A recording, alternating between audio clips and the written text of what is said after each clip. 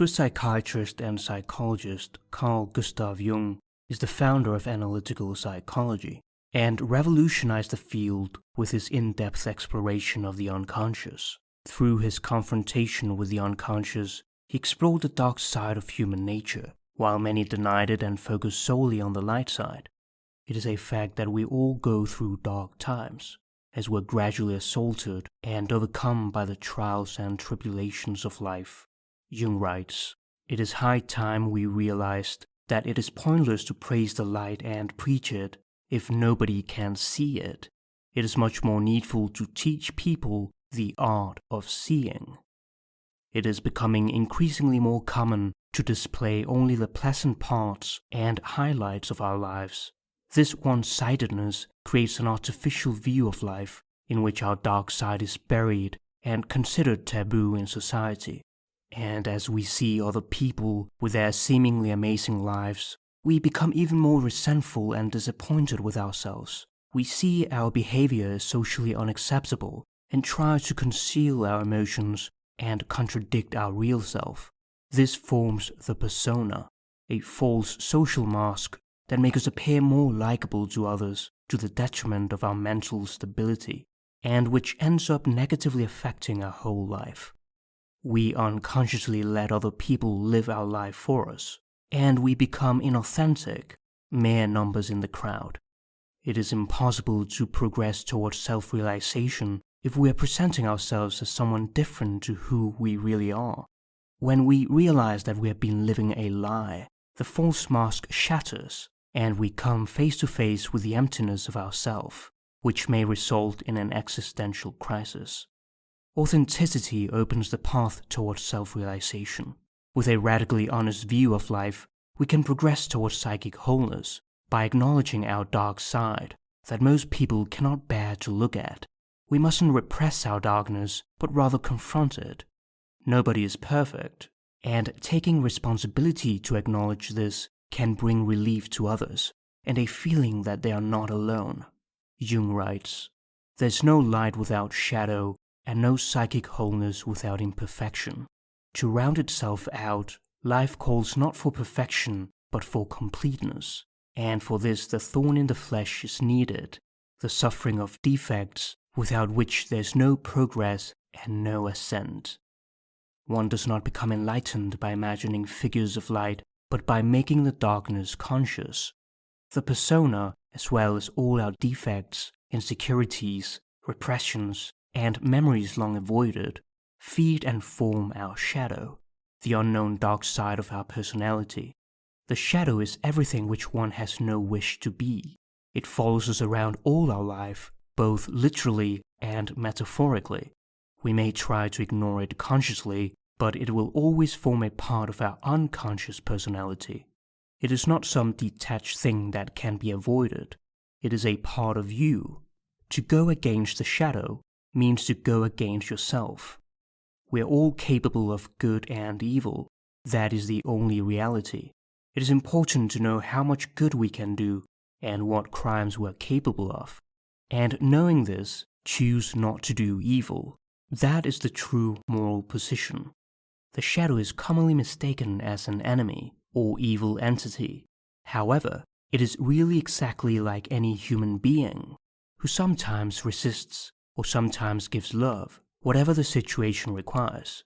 The shadow becomes hostile only when it is ignored or misunderstood. A frequent nightmare consists in being chased or confronted by a scary monster or shadowy figure.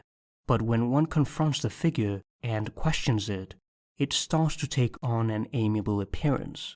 To honor and accept our shadow is a profound spiritual discipline. The shadow of an aggressive person contains tenderness, relatedness, and sincerity, while the shadow of a shy person would be assertive, responsible, and confident. It has a compensatory role and represents everything that we lack. The shadow contains pure gold as psychological insight, waiting to be integrated into our personality.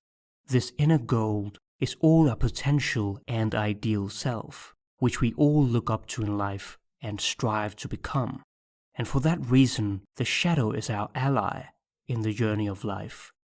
The less we acknowledge our shadow, the more it is liable to burst forth suddenly in a moment of unawareness. Everyone carries a shadow, and the less it is embodied in the individual's conscious life, the blacker and denser it is. In the story of Dr. Jekyll and Mr. Hyde, Jekyll tries to repress his dark side, but instead ends up giving life to his shadow, Hyde, who takes control over him as an autonomous personality and performs evil acts against his will. The dissociation takes on the form of a physical change, rather than, as in reality, an inner psychic state. It must be us who integrates our shadow and not the other way around. We talk about being able to control ourselves, but self-control is a rare and remarkable virtue. The result of ignoring our shadow is psychological projection, where we unconsciously attribute our own unacceptable thoughts and feelings to other people. Projection is always easier than assimilation. By pointing our finger to other people, we reduce the discomfort and anxiety about ourselves and avoid taking responsibility to admit that we are in the wrong. Our world takes on an illusory existence, and what is being spun is a cocoon, which in the end will completely envelop us. This can also negatively affect the relationships we have with our friends or loved ones, which we often take for granted. We do not value what we have until we lose it, and once we do, the whole world takes on a dark appearance, and we fall into a depression, filled with sadness, self-hatred, and regret. Projection can also appear collectively when people think it is they who are wrong and they who must be fought against. The tendency to see one's shadow out there in a specific person or a group of people is the most dangerous aspect of the modern psyche. The collective shadow ultimately leads to war, economic chaos, strikes, racial intolerance, and more. The scariest part is that people are entirely unaware of being immersed in it. Our good qualities remain dormant until we acknowledge the existence of our personal shadow. All our energy lies in our shadow, and ignoring it makes us feel lifeless, exhausted, and lazy. A confrontation with one's shadow fills one up with energy and stamina, which we can use for our daily tasks and work. This can be done through shadow work, the practice which includes self-awareness, watching one's emotional reactions, being radically honest, and paying attention to one's dreams. The paradox of human existence is that to experience the light and true happiness, we must descend into the dark.